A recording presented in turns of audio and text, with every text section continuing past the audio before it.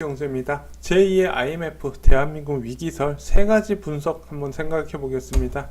자, 대한민국 IMF 구제금융, 이거 솔직히 굉장히 끔찍한 사건이었죠. 97년부터 2001년까지 진행됐던 대한민국 IMF 구제금융, 대한민국의 모든 패러다임을 바꿨다 해도 이제 과언이 아닐 정도로 큰 충격이 왔었습니다. 물론 대한민국만 잘못돼서 위기가 왔던 건 아니에요. 태국, 홍콩, 말레이시아, 필리핀, 인도네시아 등 동남아시아의 연쇄적인 외환 위기로 시작이 됐고요. 아시다시피 대한민국 정부의 외환 관리 정책이 미숙과 실패도 있었지만은 근본적인 원인은 기업들의 방만한 부채 경영이 가장 큰 원인이었고, 그에 따른 대기업 연쇄부도 이제 이걸로 관련해서 곧 영화도 나온다고 하니까 꼭 한번 시청해 보시기 바랍니다. 자, 이렇게 끔찍한 대한민국 IMF 다시 올 확률이 있을까요? 현재로선 거의 없다고 보셔도 됩니다. 자, 대한민국 외환보유고 4천억 달러로 세계 9위고요. 대한민국 신용등급 AA 등급으로 영국과 동급입니다. 자, 예전에 이제 IMF 때 문제가 됐었던 기업 부채 비율도 해가 갈수록 빠르게 떨어지는 모습이 나오고 있습니다. 자, 물론 기업들이 안전 경영을 하면서 이제 고용을 늘리지 않는 부분은 문제가 되겠지만, 일단 해외 시각에서 볼 때 제일 중요한 건 두 가지예요. 재정적으로 문제가 없냐, 국가가 이제 돈이 많으냐, 두 번째 기업들이 잘 굴러가느냐, 이 두 가지만 보거든요. 자, 그러면은 대한민국이 현재 상황에서 IMF 같은 위기가 다시 올 확률이 있을까요? 자, 대한민국 불경기 음모론. 자, 음모라고 해도 현재는 과언이 아니죠. 가까운 시일 내에 일어날 수는 없지만은 그래도 일어날 가능성에 대해서 좀 경고를 하고자 이 세 가지에 대해서 한번 정리해 보겠습니다. 첫 번째, 중국 신용 거품 붕괴. 자, 두 번째, 세계 무역 전쟁. 세 번째, 중국의 추격. 자, 이 세 가지 모두 다 중국과 밀접하게 연관이 되어 있습니다. 저희가 쇼킹 부동산에서 계속 중국을 주시하라고 하는 이유는, 어떤 경우든 대한민국에 무엇인가가 위기가 오면은 그건 반드시 중국에서부터 시작이 될 겁니다. 그만큼 이제 크게 지금 문제가 되고 있는 부분이고, 계속해서 지금 이제 이슈가 되고 있는 부분이죠. 자, 하나하나 살펴보겠습니다.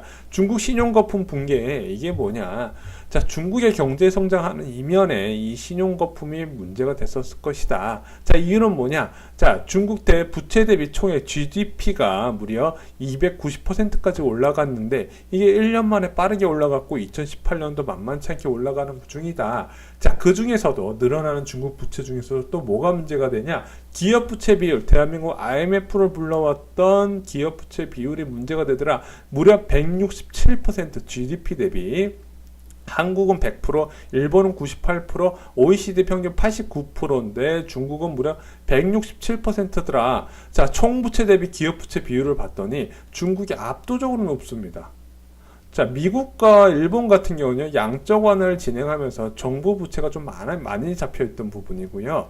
자, 중국 같은 경우 좀 달라요. 기업 부채 비율이 워낙 많다 보니까, 자, 이것이 어떤 의미로 보셔야 되냐? 자, 중국 기업들이 대부분 한계 기업이고 대출이 없으면 연명이 안 되는 상황이다, 이렇게 보시면 돼요. 자, 그러다 보니까 대출로 돌려막다 보면 언젠가 한계점이 오겠죠. 그것을 중국 기업의 채무 불이행, 디폴트라고 말씀드릴 수가 있는데, 이것 36% 올해 들어서 증가했습니다. 이게 언제 많이 발행했냐? 2015년, 2016년에 발행했는데, 자, 지금 보시면 중국 부채 총액이 해가 2017년에 더 많이 늘어났잖아요. 그러면은 시간이 지날수록 중국 기업의 채무 불이행, 디폴트 이슈는 더욱더 이제 커질 가능성이 크다. 자, 중국 기업 부채 이것만 문제가 있을까요? 아닙니다. 자, 세계 주요 도시 5년간 부동산 가격 상승률을 보면 선전, 상하이, 베이징 같은 중국 일선 도시가 굉장히 높은 비중을 차지합니다. 홍콩 물론이고요. 자, 중국 주요 대도시인 전년 대비 부동산값 상승률 보면 거의 두 자릿수입니다. 서울 강남 아파트 저리 가라 할 정도로 오랜 기간 동안 수직적으로 올라왔어요.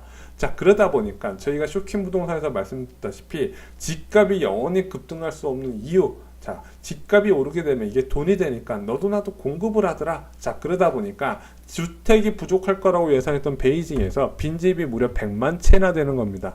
자, 이 빈집, 집 한 채 지어놓으면 무조건 10억 받을 수 있을 것 같아서 지어놨더니 생각보다 살려는 사람이 별로 없는 거죠. 왜냐? 부동산 거래에서 아무리 손바뀜이 많다고 하더라도 상식적인 이상 수준의 집값이 되면은요, 부동산의 일부 거래만으로 전체 효과가 바뀌는, 전체 집 시세가 반영되다 보니까, 자, 실제적으로 이만큼 100만 채를 공급을 했더니 이것들이 소화가 안 되는 겁니다. 자, 이것에 대한 지금 할인 분양이 이제 기존 분양자에 대한 반발로 크게 사회적으로 이슈가 되고 있는 건데, 이게 대한민국에서 이제 10년 전에 똑같이 거쳤던 과정입니다. 자, 베이징뿐만 아니라 전국적으로 3천만 채에서 5천만 채의 빈집이 존재를 하고요. 이게 1년에 500만 채가 지금 늘어나고 있는 상황입니다. 자, 그러다 보니까 이 빈집과 관련된 부동산 기업들에 대한 부채도 굉장히 문제가 될 뿐더러 지방정부의 부채도 얼마 전에 서로 이슈가 터졌는데 무려 6천조가 넘을 거라는 경고가 있는 상황입니다. 자, 중국의 이 부동산 신용 거품은 반드시 꺼져야 되는 과정을 한번 거칠 겁니다. 자, 그동안 왜 이게 안 꺼지고 그동안 유지가 됐나요? 중국에서 워낙 저금리 정책에 유동성을 꾸준히 공급하는 이제 미봉책만 계속 진행하다 보니까 이게 쌓여서 어느 순간 더 이상 오르기 힘든 상황이 됐습니다. 왜 그럴까요? 자, 중국의 소비자 물가가 빠르게 올라가고 있고요. 환율 가치가 빠르게 떨어지고 있어요. 자, 그러다 보니까 이 두 가지를 방어하기 위해서는 여러분들 아시다시피 금리를 올릴 수밖에 없는 상황이라는 거죠. 자, 금리가 올리게 되면요, 정말 중국은요, 상상을 초월할 정도로 큰 충격파가 올 겁니다. 미국발 금융 위기는 그래도 어느 정도 빨리 회복한 면이 있어요. 미국 중앙정부에서 이제 공적 자금을 빠르게 투입했고 대규모의 재정 지출과 그리고 빠른 금리 인하가 가능했지만 중국 같은 경우 그렇게 빠르게 쉽게 회복이 힘들 겁니다. 자, 중국 수입 국가 1위가 대한민국이에요. 이거에 관련해서 영향이 없을 수가 없다. 자, 중국에서 위기가 나면 대한민국도 이 위기는 반드시 전염된다. 이 부분 꼭 기억하시기 바랍니다. 자, 두 번째, 세계 무역 전쟁. 자, 사람들이 이 세계 무역 전쟁, 이거 굉장히 무서워하는 이유가 있습니다. 자, 1930년대 미국이 자국 우선주의 스무트 홀리법을 제정해서 2만 개 품목의 역대 최고 수준의 관세를 부과했어요. 자국의 산업들을 보호한다는 거죠. 자, 이것을 계기로 전 세계 교역량이 63% 급감했고요. 이것으로 대공황이 심화가 됐습니다. 자, 그래서 미국에서 난리가 났었죠. 자, 지금도 비슷한 상황이에요. 자, 트럼프 미국 대통령이 자국 산업을 우선시키면서 자, 각국에 대해서 관세를 계속 부과하고 있는 상황이에요. 물론 캐나다나 멕시코같이 일부 국가들이 타결을 했지만은 여전히 무역 전쟁은 진행 중이에요. 특히 어디와 중국과의 무역 전쟁이 굉장히 지금 격화되고 있는 상황입니다. 자, 현재 미국은 1,500억 달러 규모의 품목의 관세를 2,500억 달러 규모의 관세를 진행하고 있고요. 중국은 1,100억 달러 미국으로부터 수입되는 전체 품목에 대해서 관세를 진행하고 있습니다. 자, 상황이 이렇다 보니까 그 끝을 예상할 수가 없는 거예요. 처음에는 트럼프 대통령이 중간선거 전에 자기네들 치적 하나 더 하려고 중국의 일정 부분 보복 관세를 내두고 끝낼 줄 알았는데 이게 아니네. 아예 중국에 싹을 자르려고 그러나 보다. 이런 식으로 해서 전 세계 공포가 지금 많이 자리 잡고 있고 중국 상해 지수가 2,500포인트 선까지 지금 떨어진 상황이에요. 한국 증시도 중국 증시와 더불어서 회복을 못하고 있는 상황입니다. 자, 예전에 이 무역 전쟁에 따른 시나리오 저희가 한번 보여드린 적이 있었는데 이게 정부 기관에서 조사를 했습니다. 자, 어떻냐? 자, 중국 G2가 상호간 빨리 합의하면서 어느 정도 금방 끝날 것이라는 예상이 많았는데 지금 시나리오 3으로 가고 있죠. 우리나라 수출 피해 무려 367억 달러, 무려 40조 규모로 지금 예상이 되고 있는 상황입니다. 이게 문제가 없을 수가 없거든요. 자, 여러분들 기업들의 매출이 이만큼 준다고 생각해 보세요. 당연히 문제가 심각하죠. 자, 마지막 내용 보겠습니다. 자, 대한민국의 IMF급 위기가 올 만한 세 가지 이유, 마지막 무엇이 있을까요? 자, 중국의 추격입니다. 자, LG 디스플레이 실적 한번 볼게요. 자, 2015년에 연간 실적으로 영업이익률이 1조 6천억이었던 회사 1조 3천, 2조 4천억으로 잘 나가다가 자, 2018년 기준 아직 예상 기준이지만 적자로 지금 전환될 확률이 큽니다. 자, 왜 LG 디스플레이 왜 적자로 가는지 여러분들 다 아시죠? 중국에서 저가 제품을 이제 생산을 많이 하다 보니까 가격 경쟁에서 밀리면서 실적이 다운되는 거예요. 자, 그만큼 가격가를 출고가를 낮출 수밖에 없는 거죠. 자, 이게 디스플레이만의 문제일까요? 자, 베이징 현대 2013년부터 2017년 상반기 승용자동차 중국 판매 현황과 순위를 봤더니, 자, 점점 순위가 5위까지 올라갔다가 6위, 그리고 2017년부터 10위권 밖으로 물려나서 보이지가 않아요. 자, 이것을 이제 사드 보복으로 시작됐다는 얘기가 있겠지만은, 이게 지금 사드 보복이 어느 정도 가라앉은 상황에서도 지금 회복이 안 돼요. 그래서 현대자동차 주가가 지금 사상 최저 수준이잖아요. 이게 회복될 기미가 안 보여서 그래요. 자, 그동안 현대자동차, 기아자동차가 잘 나갔던 이유 크게 두 가지죠. 미국 시장에서 선전, 두 번째는 중국에서의 선전. 자, 미국 같은 경우는 솔직히 지금 생각해보면 이제 도요타의 위기를 좀 운이 좋게 걸러 넘어간 것 같고요. 중국 같은 경우 중국 자동차 산업이 빠르게 발달하면서 저가의 좋은 상품들이 많이 퍼졌어요. 그러면서 굳이 비싼 현대차를 살 이유가 없어진 겁니다. 그러면서 점유율이 떨어진 거죠. 물론 사드 보복도 없진 않겠지만.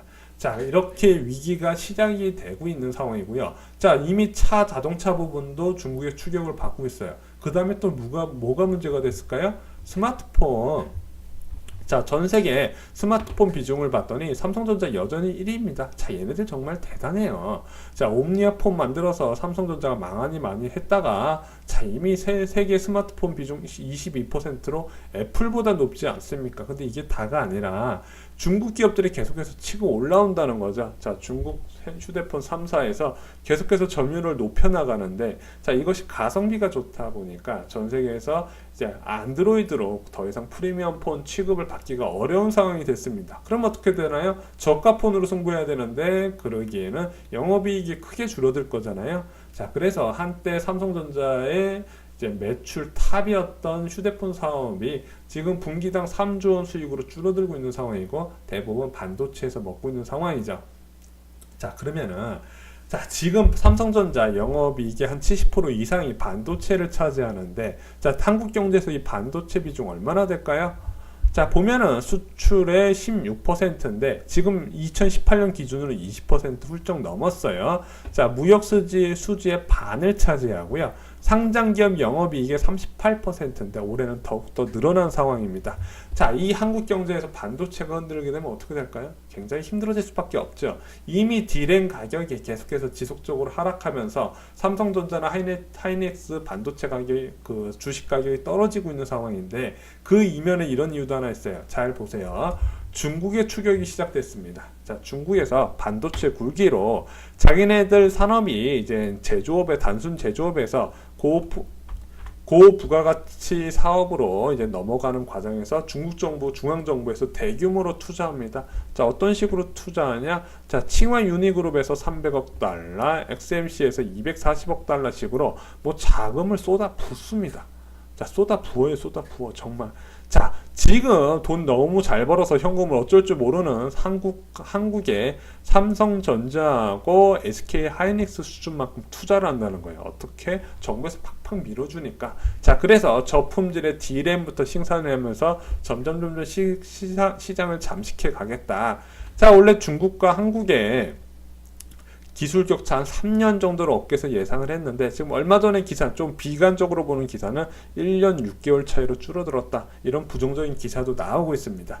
자, 지금 디램 가격이 하락한 상태에서, 자, 중국의 기술 격차가 어느 정도 줄어드는 2019년 말 2020년부터는 자, 중국의 추격이 시작되면서 본격적인 치킨 게임이 시작될 가능성이 크다. 이 부분 염두해 주셔야 되고요. 한국 경제, 그동안 한국 경제는 이제 수출 위주의 이제 경제이기 때문에 무조건 수출이 정상 수지 적자가 흑자가 나와야 됩니다.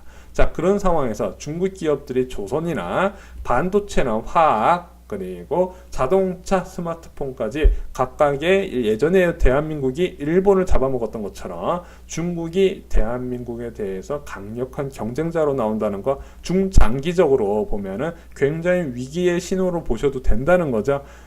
자, 지금 중국이 분명히 위기가 맞지만은 중국의 성장률 또한 이게 무시할 부분이 아니다. 이 부분 꼭 기억을 하시기 바랍니다. 자, 이상으로 쇼킹 부동산이 전하는 쉬운 경제 마치겠습니다. 구독과 추천